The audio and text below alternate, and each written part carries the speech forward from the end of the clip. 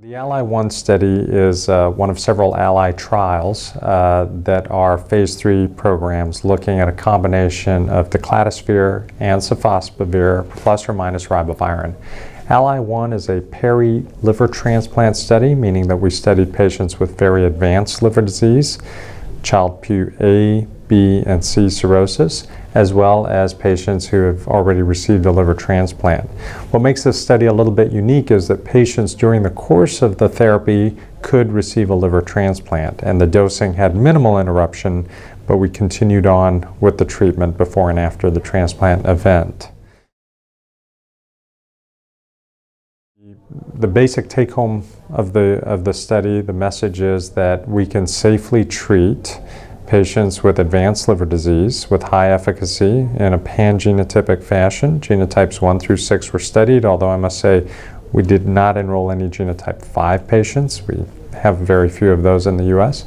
And post-transplant, we had very good outcomes in that population as well. Well, certainly, if you can cure the most difficult to cure population, you should be able to cure the easier to treat patient. And this regimen has been shown to work very well in the non-cirrhotic population as well. And it is a pan-genotypic regimen. Declatosphere, sofosbuvir has been shown nicely, and this work has been published to cure all genotypes.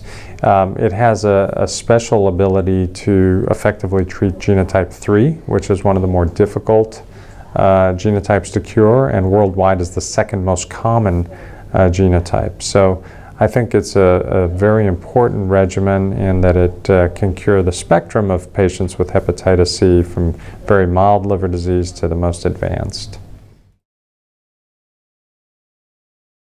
Many of the patients that were enrolled in this trial were already on the transplant waiting list, and so if their opportunity for a transplant came up during the course of the study, then they went ahead and had their liver transplant. And of course, for 1 to 3 days at the time of transplantation, the patient is not able to swallow any pills because they're on a ventilator, etc. And so we interrupted the dosing for those few days, but then resumed it immediately after, as soon as they were able to swallow pills again. And so they were then treated beyond the transplant event, and 4 patients underwent liver transplant during the course of the study, and all 4 achieved sustained virologic response. This study is unique because it did allow that population in and allowed us to continue treating them through the transplant event. So I think that's exciting news. That means that we can treat patients, and if they are on the transplant wait list, they end up getting a transplant, that's okay. We can continue to dose safely, and because there was no negative impact on immunosuppression levels, there was no dose adjustment that was required for the medications. So that's also very important for this population. During the period of time where the patient has no liver at all, so the liver's been removed and the new one is being implanted, there is still circulating virus in the blood. And so the reason patients typically get reinfected with hepatitis C after transplant is the circulating virus in the blood then reinfects the new liver. 2 of our patients were actually still viremic going into transplant, which is why it was important to continue treating, and we were able to clear their virus. So this is a virus that resides in the liver, and as far as we know, only replicates in the liver, but certainly circulates in the bloodstream, and so that's where reinfection comes from. If a patient with hepatitis C gets a liver transplant, 100% of the time they get reinfected with the virus. And so I think it's very important to treat patients either before transplant or after transplant because a third of them, if left untreated after transplant, will develop cirrhosis again within 5 years. So it's a very pressing need to cure all transplant recipients of hepatitis C.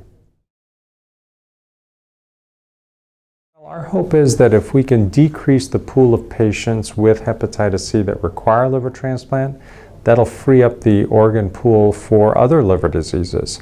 There certainly is a shortage of organs right now, and we only perform about 6,000 transplants per year in the US, and yet we have about 20,000 people on the transplant wait list, and we estimate that we have a couple of million cirrhotics overall in need of transplant. So certainly this is a very scarce resource, and we do need to free up as many organs as possible. Well, I think hopefully the regulatory agencies will view this data as very positive, and that we can get approval for this combination for this population of patients with advanced liver disease in the post-transplant setting.